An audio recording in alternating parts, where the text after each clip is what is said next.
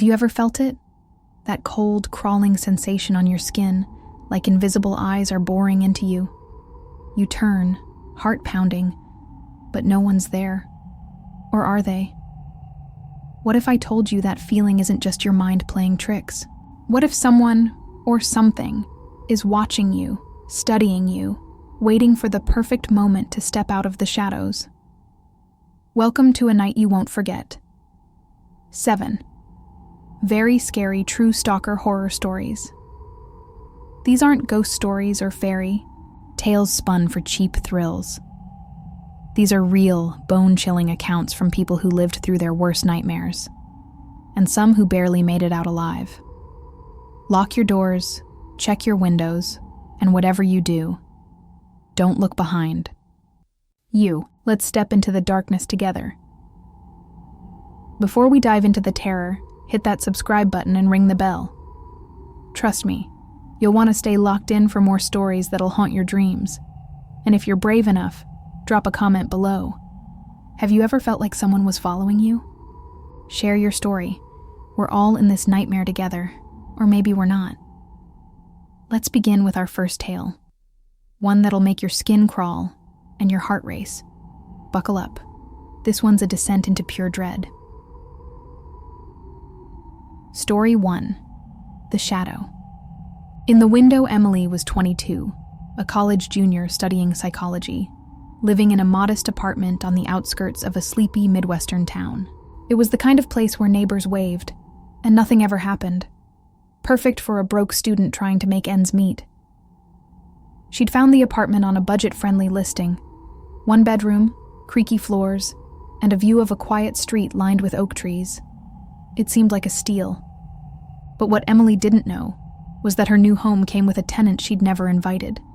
A shadow that would turn her life into a waking nightmare. It started small, almost unnoticeable. A key she swore she'd left on the counter was found, under the couch. The front door, which she always locked, was ajar one morning, just a crack. Emily chalked it up to stress. Midterms were brutal, and she was pulling all-nighters. But then she started feeling it, that prickling sensation, like someone was standing just behind her, breathing down her neck. She'd spin around, heart hammering, but the room was always empty. She told herself it was nothing, just her imagination running wild. Until the night she saw him. Emily was curled up on her couch, binge-watching a sitcom, when she felt it again. That icy chill. She glanced at the window, expecting to see her reflection in the glass. Instead, she saw a silhouette. A man, standing just beyond the glow of the streetlight, staring directly at her. She froze, her breath catching in her throat. The figure didn't move, didn't blink, just watched. Her heart pounded so loud she could hear it over the TV. She scrambled to turn off the lights, plunging the room into darkness, and crept to the window, peering through the blinds. Nothing. The street was empty, the night silent. But the next morning, she found something that turned her blood to ice, a handprint, not hers. It was too big, the fingers too long, the palms smudged with dirt. It was pressed against the outside of her living room window, right where she'd seen the figure. Emily's stomach churned as she stared at it, the reality sinking in. Someone had been there, inches away, separated only by a thin pane of glass. She called the police, her voice shaking as she explained. They came, took photos, asked questions, but found nothing. No footprints, no fingerprints, no signs of a break-in. "Keep your blinds closed," they told her. "Call us if it happens again." But Emily knew it wasn't over. The shadow was still out there, and it was watching her. Days turned to weeks, and the incidents piled up like a house of cards waiting to collapse. Emily would hear footsteps outside her apartment at 3 a.m., slow, deliberate, pacing back and forth. They'd stop right outside her door, followed by a long, agonizing silence. She'd lie in bed, clutching her phone, too terrified to move. She started finding cigarette butts scattered near her car, even though she didn't smoke and neither did her neighbors. Her mailbox was tampered with, letters opened and resealed. And then, the notes began. The first note was simple. I see you. It was slipped under her door, the ink smudged like it had been written in a hurry. Emily's heart raced as she read it, her mind spiraling. Was it a prank? A neighbor's sick joke? She tried to convince herself it was nothing, but the notes kept coming. You're so beautiful when you sleep. I know where you go. You're mine. Each one was worse, more personal, more threatening. Emily stopped sleeping, her eyes bloodshot, her nerves frayed. She installed a security camera, bought new locks, even stayed with friends for a few nights. But the stalker was relentless, always one step ahead. One night, Emily woke to a sound she'll never forget. Scratching, slow and deliberate, like nails dragging across wood. It was coming from her bedroom door. She lived alone. Her heart pounded as she grabbed her phone, dialing 911, whispering so the thing outside wouldn't hear her. The scratching stopped, replaced by a low, guttural laugh that seemed to echo inside her skull. She stayed on the line, trembling, until the police arrived 20 minutes later. They searched the apartment, the building, the street. Nothing. No signs of forced entry, no footprints, no trace of the man. But when they reviewed her security footage, they saw something that made their faces go pale. The footage showed him, tall, skeletal, with eyes that seemed to glow in the grainy light. He stood there for hours, just watching her door, his head tilted like he was listening. At one point, he leaned closer to the camera, his face filling the frame, and smiled. A smile that wasn't human, too wide, too wrong. The police couldn't identify him. No matches in their database, no leads. Emily moved, explaining what happened next. Emily moved out the next day, leaving everything behind except a few essentials. She relocated to a new city, changed her number, deleted her social media. But the nightmares followed her. She'd wake up screaming, convinced she saw his face in her new apartment's windows. His smile burned into her mind. To this day, she doesn't know who he was, or if he's still out there, waiting for her to let her guard down. She checks her locks every night, sleeps with the lights on, and avoids windows after dark. Some shadows, it seems, never leave. That's just the first story, and we're only scratching the surface of the terror. If you're already feeling that chill creeping up your spine, brace yourself, because these stories only get darker, more twisted, more real. But before we dive into the next nightmare, they're keeping the lights on so we can keep plunging into these horrifying tales. And trust me, you'll want to stick around for story number 2. It's about a stalker who didn't just watch, he hunted. Story 2. The Hunter in the Woods. Jake was 28, a rugged outdoorsman with a passion for adventure. He lived for the wilderness, spending every weekend hiking the dense forests of the Pacific Northwest. To him, the woods were a sanctuary, miles of untouched trails, crisp air, and the kind of solitude you can't find in a city. He knew the forests around his small town like the back of his hand, every ridge, every stream, or so he thought. One crisp autumn evening, Jake set out for a solo hike, planning to camp overnight under the stars. His backpack was loaded with gear, his map tucked in his pocket, and his spirit high. It was going to be perfect. But what Jake didn't know was that he wasn't alone in those woods, and the thing following him wasn't human. The hike started like any other. Jake followed a familiar trail, the golden light of sunset filtering through the canopy. He felt alive, free, the weight of the world lifting with every step. But as the sun dipped below the horizon, something shifted. The forest grew quieter, the usual chatter of birds and squirrels fading into an oppressive silence. Jake stopped to adjust his pack, and that's when he heard it. A twig snapping, sharp and heavy, somewhere behind him. He froze, his breath catching. It was too deliberate to be a deer, too loud for a fox. He called out, "Hello?" His voice echoed, unanswered, swallowed by the trees. Jake told himself it was nothing. An animal, maybe a falling branch. He kept moving, faster now, his eyes darting to the shadows. But the sounds followed him. Another snap, closer this time. A rustle of leaves, just out of sight. He'd stop, and the noises would stop, only to start again when he moved. His heart pounded, his instincts screaming that he was being watched. He checked his map, realizing he was deeper in the forest than he'd planned, miles from the trailhead. The air grew colder, the darkness thicker, and the feeling of being hunted grew stronger. By nightfall, Jake had set up camp, a small fire crackling in the clearing.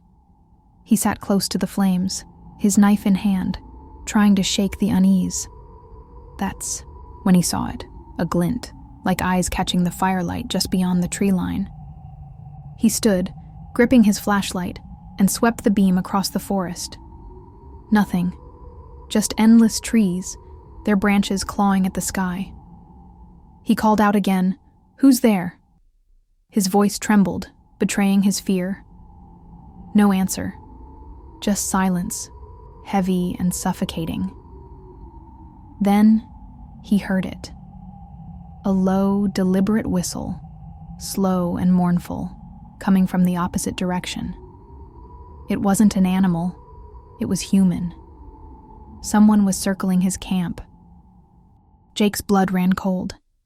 He doused the fire, plunging the clearing into darkness, and crouched in his tent, clutching his knife. The whistling continued, closer now, then farther, then closer again, like a predator toying with its prey. He could hear footsteps now, soft, deliberate, circling the tent. Hours passed, each second stretching into eternity. Jake didn't sleep, didn't dare move. Every rustle, every snap was a reminder that someone was out there, watching, waiting for him to make a mistake. He prayed for dawn, for light, for escape. When the first rays of sunlight broke through the trees, Jake packed up and ran, not stopping until he reached his car miles away. He was shaking, drenched in sweat, but alive. He thought he'd escaped. But when he got home and unpacked his gear, he found something that made his knees buckle. Tucked inside his backpack, wrapped in a dirty cloth, was a Polaroid, a photograph of him sleeping in his tent, taken from just outside the flap. The angle was close, too close. Someone had been inches away from him, watching, capturing the moment. And on the back of the photo, scrawled in red ink, were two words. "You're mine." Jake never hiked again. He sold his gear, moved to a city, changed his name. He still checks his locks every night, keeps a loaded gun by his bed, and avoids forests at all costs.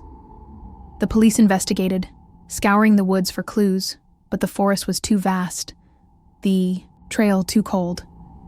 Whoever was out there, they're still in those woods, waiting for their next prey.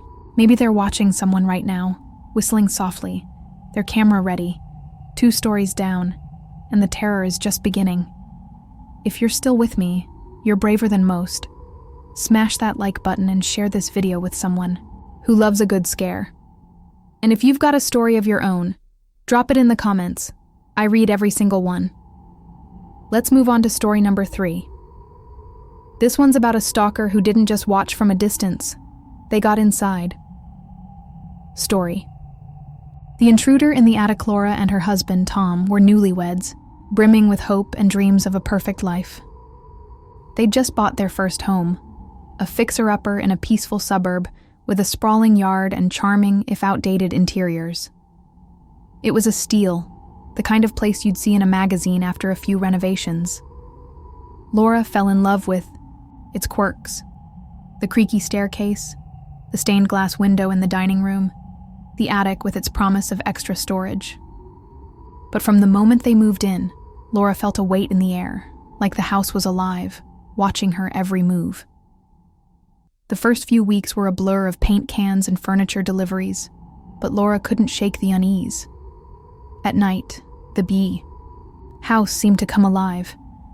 Creaks echoed from the walls, like footsteps on old floorboards.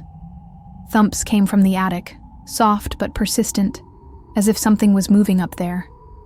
Tom, ever the optimist, brushed it off. "Old houses settle," he'd say, kissing her forehead, but Laura wasn't convinced. The noises were too regular, too deliberate, always starting around 2 a.m. She'd lie awake, staring at the ceiling, imagining shapes in the shadows. One night, the noises were louder, heavy, pacing footsteps, back and forth, right above their bedroom. Laura's heart raced as she nudged Tom, but he mumbled and rolled over, lost in dreams. She couldn't take it anymore. Grabbing a flashlight, she crept down the hall to the attic door, her bare feet cold on the hardwood. The door was locked, just as they'd left it, the key tucked away in a drawer. She pressed her ear to the wood, holding her breath. That's when she heard it. A low, raspy breath, slow and deliberate, right on the other side of the door.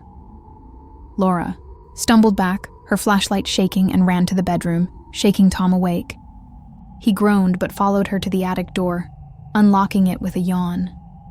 The attic was empty, just dust, cobwebs, and a few old boxes left by the previous owners. Tom laughed, said she was hearing things, maybe mice.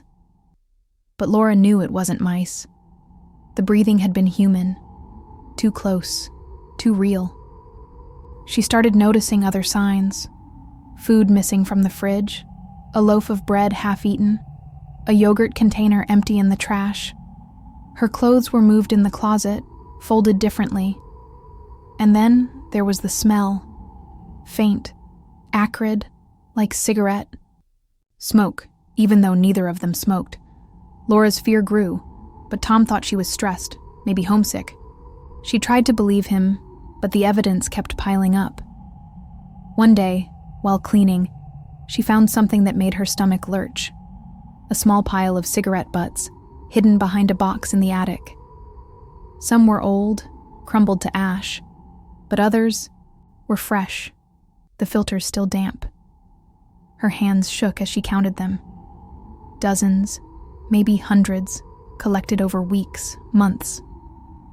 Someone was living in their house, hiding just above their heads, watching their every move. Laura called the police, her voice breaking as she explained. They arrived within the hour, sweeping the attic with flashlights and drawn guns.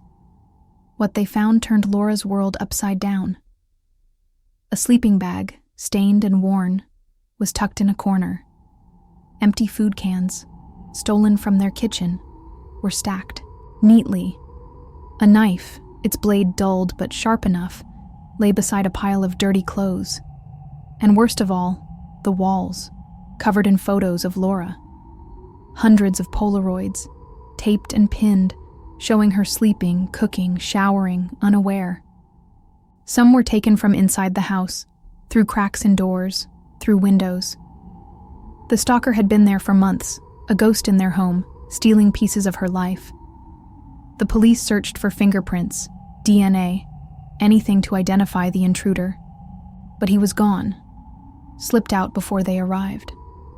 They found one last thing, carved into the attic wall with the knife. "I'll be back for you." Laura and Tom sold the house within weeks, moving far away, but the terror followed. Laura still wakes at 2 a.m., listening for footsteps, checking the attic of every new home. She'll never feel safe again. And somewhere out there, the intruder is still watching, waiting for his chance to return. We're halfway through, and the nightmares are piling up like bodies in a horror flick. If you're still here, you're tougher than most. Hit that subscribe button if you haven't already, and let's keep diving deeper into the abyss.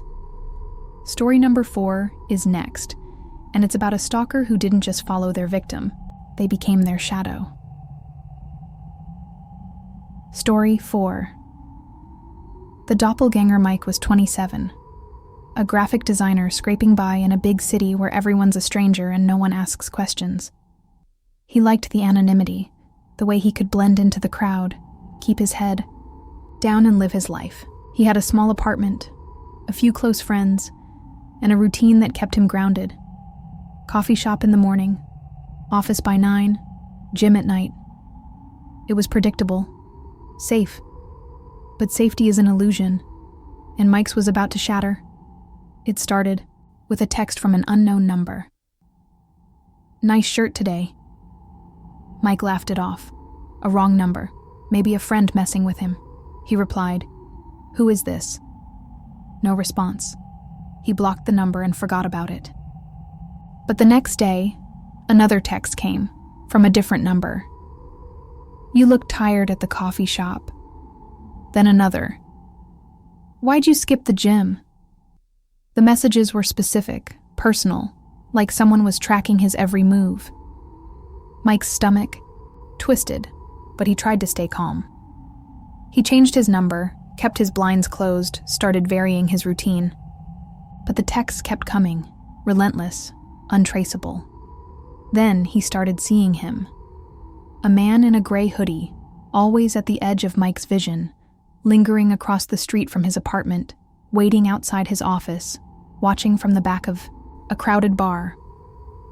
The man never approached, never spoke, just stared, his face hidden in shadow. Mike would try to get closer, to confront him, but the man would slip away, melting into the city like a ghost. Mike's paranoia grew, his sleep fractured. He felt like he was losing his mind, seeing threats in every shadow. One night, Mike had enough. He saw the man under a streetlight, staring up at his apartment, motionless. Mike's fear turned to anger. He stormed outside, shouting, "What do you want? Who are you?" But as he got closer, he froze. The man looked familiar. Same height, same build, same dark eyes. It was like staring into a mirror, but the reflection was wrong, twisted. The man smirked, his lips curling in a way Mike's never did, then vanished into an alley, leaving Mike trembling on the sidewalk. Mike started digging, desperate for answers. He scoured the internet, checking his accounts, his history. What he found made his blood run cold. There were social media profiles he didn't create, posting photos of his life, his apartment, his coffee shop, his gym. The captions were written in his voice, but he hadn't written them. There were emails he didn't send, texts to friends. He didn't type. Someone was stealing his identity, piece by piece, becoming him. The stalker wasn't just watching Mike, he was replacing him. The stalker's plan unraveled Mike's life. His boss called him in, furious about an email sent from Mike's account, threatening a coworker. Friends stopped talking to him, saying he'd been acting weird, distant. His bank account was drained, his credit cards maxed out. Mike tried to explain, to prove it wasn't him, but the evidence was overwhelming. The police were sympathetic but helpless. Cybercrime was too complex, the stalker too careful. Mike was alone, fighting a shadow that wore his face, a doppelganger tearing his world apart. Mike disappeared a year later. No note, no goodbye. His apartment was found empty, his accounts dormant. Some say he fled to another country, started over. Others say the stalker won, taking Mike's place completely. But those fake social media accounts are still active, posting updates about a life that isn't his. New photos, new friends, a new city. Whoever's behind them, they're out there, living as Mike, and maybe looking for their next identity to steal. That's 4 stories, and we're deep in the darkness now. If you're still watching, you're in too deep to turn back. Story number 5 is next, and it's about a stalker who didn't just want to watch. They wanted to own. Story 5. The collector Zara was 24, a barista at a cozy coffee shop in a small college town. She was the kind of person who lit up a room, remembering customers' names, their orders, their stories. Her smile was infectious, her laugh a melody that made long shifts bearable. She loved her job, loved the connections she made. But one customer didn't just want her coffee, he wanted her. His name was David, and he was quiet, unassuming, always ordering the same black coffee, always sitting in the corner, his eyes fixed on Sarah. At first, David seemed harmless. He'd nod politely, leave generous tips, and slip out without a word. Sarah barely noticed him, just another face in the morning rush. But David noticed everything. The way she tucked her hair behind her ear, the lilt in her voice when she greeted customers, the doodles she sketched on napkins during slow shifts. He started coming in more often, twice a day, then 3 times, always in the same corner, always watching. Sarah began to feel it, that prickle of unease, like she was being studied. Then things started going missing. A hairpin Sarah left by the register was gone the next day. A scarf she'd hung by the back door vanished. A napkin with a doodle of a sunflower, something she'd meant to throw out, was nowhere to be found. Sarah thought she was being forgetful, maybe distracted. But one day, she saw it. David slipping one of her pens into his pocket, his movements quick but deliberate. She confronted him, keeping her tone light, thinking it was a mistake. "Oh, sorry," he mumbled, handing it back, his eyes cold, unblinking. He left, but the next day, he was back, watching her even closer. The gifts started soon after. Packages left at Sarah's apartment. No return address, no note. A bracelet with her initials, engraved in delicate script. A photo frame with a picture of her smiling at work, taken from across the street. A small velvet box containing a lock of hair. Her hair, the same shade, the same length, tied with a red ribbon. Sarah's heart raced as she realized someone was stealing pieces of her life, collecting them like trophies.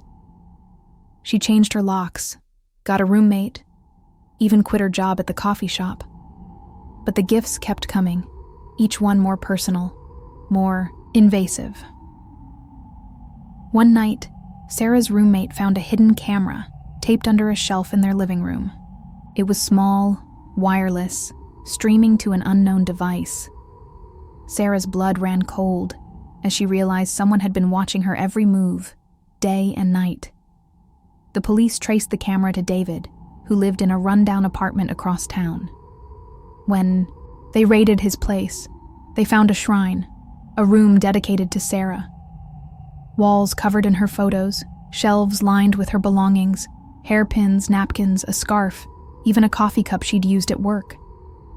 A mannequin stood in the corner, dressed in her stolen clothes, its face painted to mimic her smile. David had been building a collection, and Sarah was his masterpiece. David was arrested, charged with stalking and invasion of privacy, but he never explained why. He just sat in the interrogation room, smiling, saying, "She's mine." He was sentenced to 5 years, but Sarah's life was shattered. She moved away, changed her name, deleted her online presence. But every few months a package arrives. No return address, no note, just a small personal item, like a hairpin or a napkin, something only he would know about. David may be behind bars, but his obsession lives on, and Sarah will never feel free. 5 stories in, and the nightmares keep coming, each one darker than the last. If you're still here, you're a true horror fan. Hit that like button if you're loving these tales, and let's dive into story number 6. This one's about a stalker who didn't just follow their victim, they lived their life. Story 6. The imposter Jessica was 32, a single mom raising her 6-year-old daughter Lily in a quiet suburb. She was a nurse, working long shifts but always home in time for school pickup, dinner, and bedtime stories. Her life was a juggling act, but she made it work, building a safe, predictable world for Lily. She had a tight-knit circle of friends, a cozy house, and a routine that kept her grounded. But someone was studying that routine, learning every detail, every habit, every smile. Someone who didn't just want to watch Jessica, they wanted to be her. It started subtly, like a ripple in a calm pond. Neighbors mentioned seeing Jessica at the grocery store when she was at work, buying things she didn't need. Coworkers got texts from her number, inviting them to drinks she didn't plan. Her best friend Claire asked why she'd ignored her at the park, but Jessica hadn't been there. She thought it was a mix-up, maybe identity theft. She checked her accounts, changed her passwords, but the incidents kept happening, small but persistent, like cracks in her reality. Then Lily came home from school one day, chattering about how mommy picked her up early and took her for ice cream. Jessica's heart stopped. She hadn't left work early. She hadn't been to the school. She called the school, her voice trembling, and checked the sign-out log. There it was, her name, her signature, but it wasn't her handwriting. She demanded to see the security footage, and what she saw made her knees buckle. A woman, identical to Jessica. Same brown hair, same navy coat, same confident walk, had waltzed into the school, signed Lily out, and spent the afternoon with her daughter. The imposter didn't stop there. She showed up at Jessica's hospital, charming her co-workers, using her name to access patient files. She posted on Jessica's social media, mimicking her voice perfectly, sharing photos Jessica didn't take. Friends started to pull away, confused by Jessica's strange behavior, snappy comments, missed plans, odd stories. Claire stopped calling, saying Jessica wasn't herself. Jessica tried to explain, to prove it wasn't her, but the imposter was too good, too convincing. She was stealing Jessica's life, piece by piece, and no one believed the truth. The breaking point came when Jessica came home early one day to find the imposter in her house, cooking dinner in her kitchen, reading to Lily on the couch.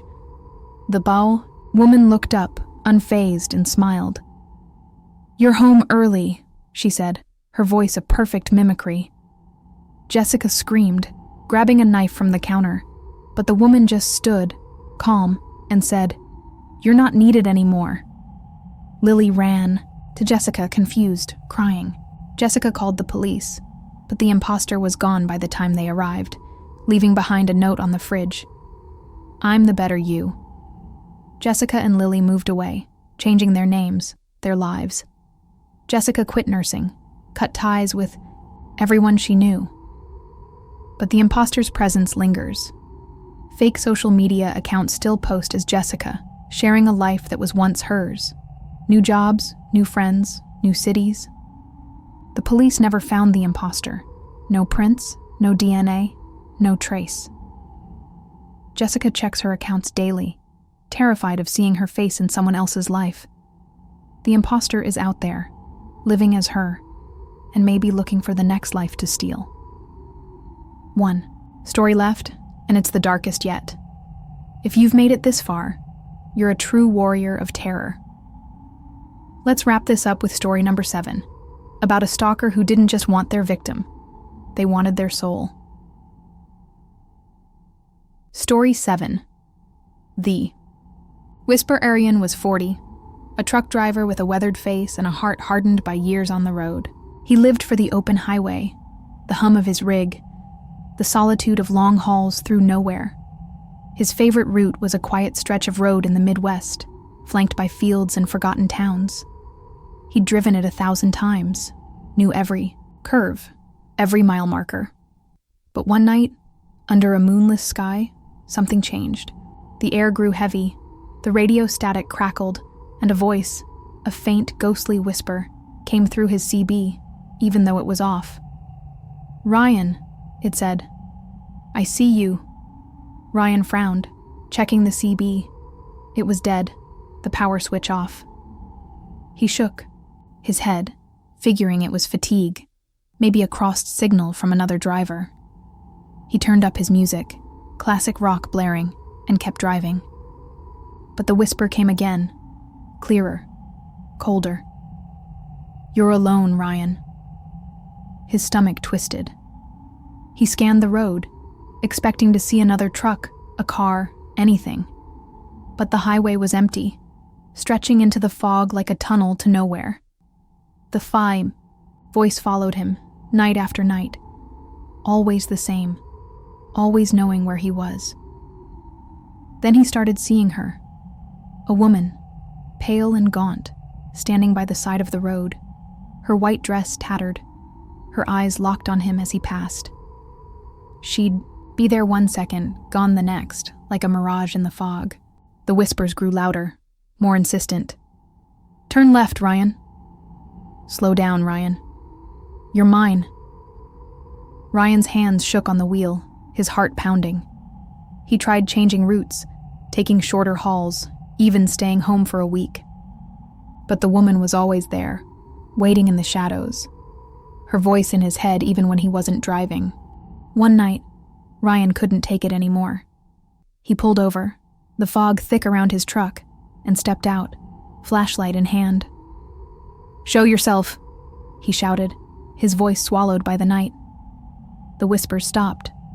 Silence pressed in, heavy and wrong. Then he felt it, a cold hand on his shoulder, fingers like ice. He spun around, swinging his flashlight, but no one was there. His truck's CB crackled to life, and her voice filled the air, clear as a bell.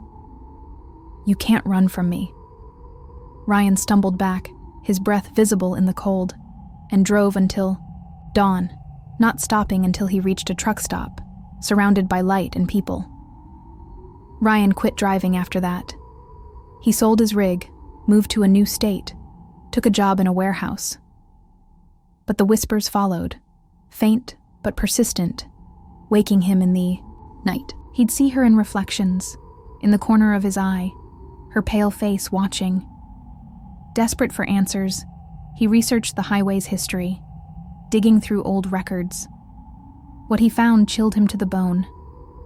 That stretch of road was built over an abandoned cemetery, its graves bulldozed, its dead forgotten. The woman, locals said, was one of them, her resting place desecrated, her spirit bound to the highway, searching for someone to claim. Ryan believes she chose him.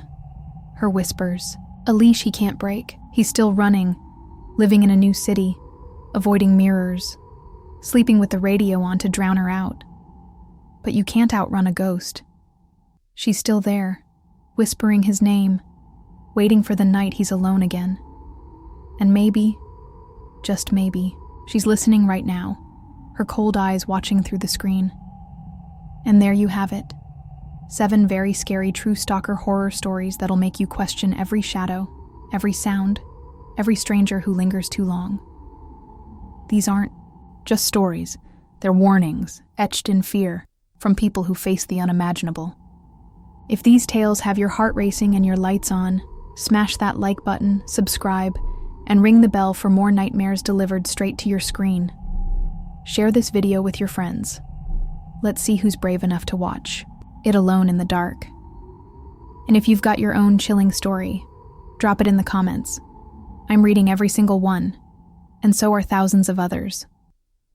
Until next time, sleep tight. Check your locks. And whatever you do, don't look behind you.